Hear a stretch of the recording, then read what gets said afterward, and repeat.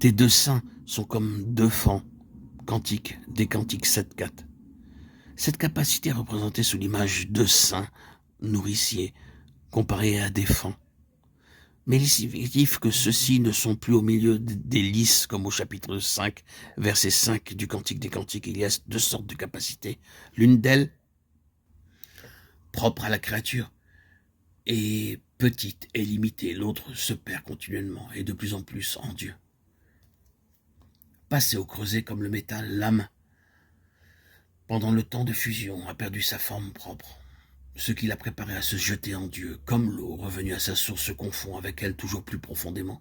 Ceci ne veut pas dire qu'elle a perdu sa nature en tant que créature et que Dieu ne pourrait pas la retirer de l'océan où elle s'est plongée et la rejeter. Toutefois cela, il ne le fera pas. L'âme unie à son bien-aimé est cachée avec Christ en Dieu. Faisant de lui sa demeure, elle peut donner de la plénitude de Dieu aux âmes dans la peine, car elle n'est plus à l'étroit dans ses propres limites ou dans ses affections. Ouvrez vos cœurs, dit l'apôtre Paul aux Corinthiens 2, 7, 2. Il y a de place en son cœur pour tous ceux pour qui le Seigneur a donné sa vie. Et tandis que le Seigneur augmente sa capacité, il lui communique à mesure de sa plénitude pour qu'elle la répande en faveur des autres. Le vin parfumé ne manque pas, ni le froment entouré de lys. Cantique 7, 2. Le vin du Nouveau Testament, c'est son sang. Le vin et le froment nous rappellent les paroles que prononça le Seigneur quelques siècles plus tard. Ma chair est véritablement une nourriture et mon sang véritablement un breuvage. Celui qui mange ma chair et boit mon sang demeure en moi et moi je demeure en lui. Celui qui me mange vivra par moi. Jean 6, 55, 56, 57. La vie de celui qui est un esprit vivifiant ne doit jamais manquer à l'âme qui le sert. Si elle veut être puissante de sa puissance, il est le cep communique la vie au serment. Sa chair, le pain de vie, la nourriture céleste, la nouvelle créature, ce qui est suggéré par le froment. L'âme doit apprendre sous la direction du Saint-Esprit à discerner le corps et à s'en nourrir par la foi, avec action de grâce pour ne pas devenir faible, malade. 1 Corinthiens 11, 29, 30. Et le faible devenir forte, vaillante à la guerre. Hébreux 11, 34.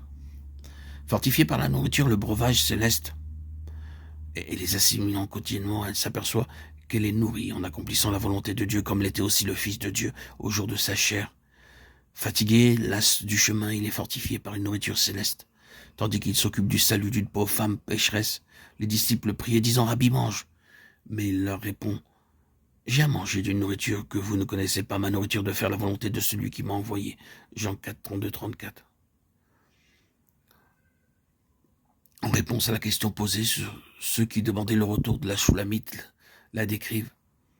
Ils la voient tout équipée par le service, œuvre d'un artiste, et ils la disent bénie, car ils comprennent maintenant qu'elle est séparée pour Dieu et ne peut aller que lorsqu'elle est envoyée.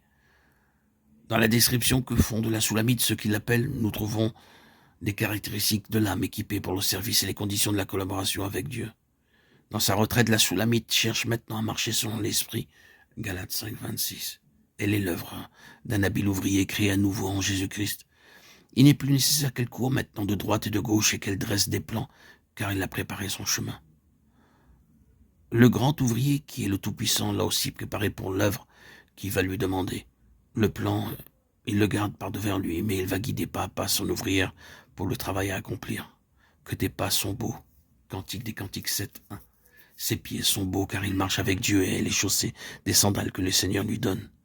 Le zèle que communique l'évangile de paix, Éphésiens 6, 15. Paix au dedans, paix au dehors, elle repose en lui dans une paix parfaite.